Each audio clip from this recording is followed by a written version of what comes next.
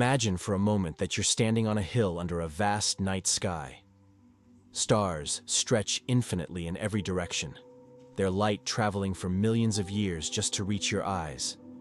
You're small, smaller than a grain of sand against the cosmic beach. And yet, inside your skull, a brain of 3 pounds is trying to understand all of it. What it is, why it's here, and why you're here. That question, why am I here, has haunted humanity since the first sparks of self-awareness. We've looked at the stars, we've created myths, we've built telescopes, we've written theories. But here's a thought that's both unsettling and electrifying. What if humanity itself is part of a cosmic experiment? What if, instead of being random, our existence is purposeful, but in ways we can barely comprehend? Could we be like microbes in a petri dish, watched by some intelligence beyond our own? Or could our entire universe itself be a kind of laboratory, a simulation, or a stage for consciousness to evolve? This isn't just science fiction. Philosophers, physicists, and theologians have all wrestled with this idea, each in their own language. Let's take a journey into this speculation, not as believers or skeptics, but as curious explorers. What does it mean to consider humanity a cosmic experiment? Why does the idea draw us in? And what does it reveal about our deepest questions of purpose and creation? First, consider the scale. Our species has existed for a blink of an eye compared to cosmic time. For most of human history, we saw ourselves at the center of everything. The sun revolved around us, the stars were fixed in a dome above, but modern science has humbled that view. We're on a small rock, orbiting an average star, in an ordinary galaxy, among perhaps trillions of others. From a purely physical standpoint, we don't seem special. Yet, despite that insignificance, something extraordinary happened here. Out of dust and energy, life emerged. Out of life, consciousness arose. Out of consciousness came culture, art, ethics, and the ability to question our own existence. This self-reflective capacity, this ability to ask why, is rare enough to feel almost miraculous. Why here? Why now? This is where the notion of a cosmic experiment enters. One version is the simulation hypothesis, popularized by thinkers like Nick Bostrom. If civilizations eventually reach technological maturity, they could run simulations of conscious beings. If that's true, then statistically we might already be living inside one. That would make us not just a cosmic experiment, but a digital one. Everything we see, the galaxies, the oceans, our own memories, could be part of a grand computational model. But even outside of simulations, other versions exist. Perhaps the universe itself wants to produce consciousness, like a vast laboratory testing different conditions across billions of worlds. In this view, humanity isn't random. We're a data point in a cosmic unfolding, an experiment in self-awareness conducted by the universe itself. Why does this idea matter? Because hidden inside it is a mirror. Whether or not it's true, the thought that we might be part of a cosmic experiment forces us to ask, how do we live if we're being watched? How do we live if we're not? Does our sense of meaning depend on a grand designer? Or can it arise from the experiment itself? Philosophy has long played with these questions. In ancient times, myths often framed humanity as the playthings of gods. In Greek mythology, Prometheus gave fire to humans, and Zeus punished him. In Hindu cosmology, the gods perform Lila, a divine play in which creation and destruction are cycles of a cosmic drama. These myths hint at the same idea. We are part of something larger, perhaps intentional, perhaps mysterious. Fast forward to modern thinkers like Carl Jung. Jung would say that even if there is no literal experimenter, the archetype of being observed lives deep in our collective unconscious.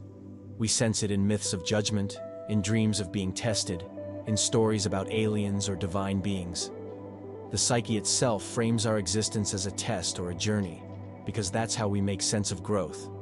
You're placed in conditions, you're challenged, you transform. The Stoics approached it differently. Marcus Aurelius wrote, "Everything harmonizes with me, which is harmonious to you, O universe. Nothing is too early or too late for me, which is in due time for you." For him, whether the universe was designed or accidental, the only meaningful response was to live in accordance with nature, to cultivate virtue, and to accept the conditions of the experiment without resentment. In a sense, the Stoics already lived as if they were participants in a cosmic test, not passively, but actively shaping their own character within it. Let's pull in science again. Physicists talk about the fine-tuning problem. The constants of our universe, the strength of gravity, the charge of the electron, the rate of cosmic expansion, are exquisitely balanced. Change them by a hair, and stars wouldn't form, chemistry wouldn't exist, and life as we know it would be impossible. Some interpret this as evidence of design, a kind of cosmic calibration, like a laboratory set up for specific outcomes. Others point to the multiverse. If countless universes exist with different constants, then of course one would happen to support life. In that case, we're not the product of design, but of probability. Still, the sense of being in an experiment persists. Even our search for extraterrestrial intelligence is, in a way, a search for our experimenters. Are we alone? Or are there others out there, watching us, perhaps older and wiser? And if they exist, are we their peers, or their project? Notice how even thinking about this changes your perspective. If you imagine yourself as part of a cosmic experiment, suddenly your actions feel different. Small choices gain weight. Your life becomes part of a bigger narrative, even if it's only imagined. This reveals something profound. Humans crave meaning. We want our existence to be about more than survival. The idea of a cosmic experiment speaks to that craving. Psychology helps explain this. Research on meaning-making shows that people who see their lives as part of a larger purpose, religious or secular, tend to experience greater resilience, less depression, and more motivation. Whether that larger purpose is God's plan, the universe's evolution, or a cosmic experiment, doesn't matter as much as the perception of purpose itself. In other words, believing you're part of something bigger can change your brain and behavior. But this cuts both ways. The idea of being part of an experiment can also feel oppressive or terrifying. If some intelligence is watching us, do we have free will? Are we guinea pigs? Are our sufferings just data points? This flips the narrative. Instead of feeling meaningful, it can feel dehumanizing. That tension between comfort and discomfort is exactly what makes the question powerful. Let's dig deeper into the philosophical implications. If we're part of a cosmic experiment, what's the hypothesis being tested? Is it about the evolution of intelligence? The emergence of morality? The capacity for cooperation? Or is the experiment simply to see what happens when matter becomes conscious, with no expectation of outcome? We can't know, but we can reflect. And here's where existentialism enters. Thinkers like Jean-Paul Sartre and Albert Camus would say, whether or not there's an experimenter, the universe is indifferent. It offers no inherent meaning. It's up to us to create meaning, to act as if our lives are art, even if no one's watching. In this view, the cosmic experiment isn't being run on us. It's being run by us. We are the experimenters, shaping ourselves, discovering what it means to be human in a vast, silent cosmos. Imagine for a moment that you're on a stage, but you can't see the audience. The lights are blinding, and you're performing without knowing who's watching, or if anyone is at all. Would you act differently if you knew the seats were full? If you knew you were being graded? If you knew it was all being recorded? Or would you perform anyway, for the sake of the performance itself? This is where the question becomes personal. Whether humanity is a cosmic experiment or not, your life is undeniably a moment of consciousness in a vast universe. You are here, aware, capable of choice. That's rare enough to feel sacred. The experiment, if it exists, is ongoing, and you're both the subject and the scientist. Every decision you make, every value you hold, is a data point in the story of what humans can be. Here's another rehook. What if the experiment is about empathy? About whether beings like us, capable of violence and selfishness, can also choose compassion, cooperation, and awe? What if the test isn't whether we can build machines or explore space, but whether we can care for one another in a universe that seems indifferent? In that light, every act of kindness becomes a kind of answer, a proof of concept, a defiance of chaos. Let's tie in Jung one more time. He believed that the human psyche contains archetypes that emerge across cultures: the hero, the shadow, the wise old man, the great mother. These archetypes may be evidence of a collective unconscious, a shared mental structure across humanity. In a cosmic experiment context, you could think of these archetypes as programming, built-in potentials waiting to be activated. Perhaps the experiment is to see how those potentials unfold under different conditions, across time and culture. At the same time, modern neuroscience shows that our brains are constantly rewriting themselves. We're not fixed programs, we're adaptive. This makes us both unpredictable and full of potential. Perfect subjects for an experiment whose outcome is unknown even to the experimenter.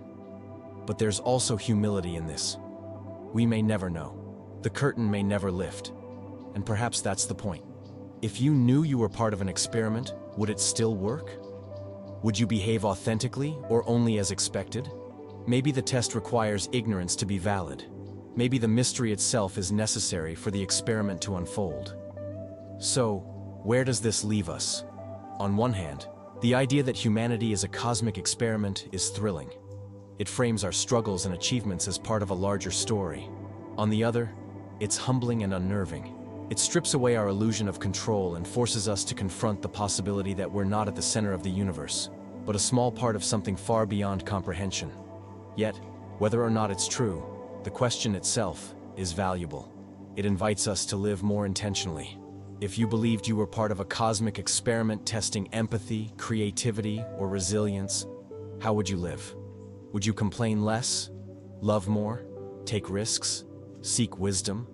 Would you strive to become a version of humanity worth the experiment? And maybe that's the point.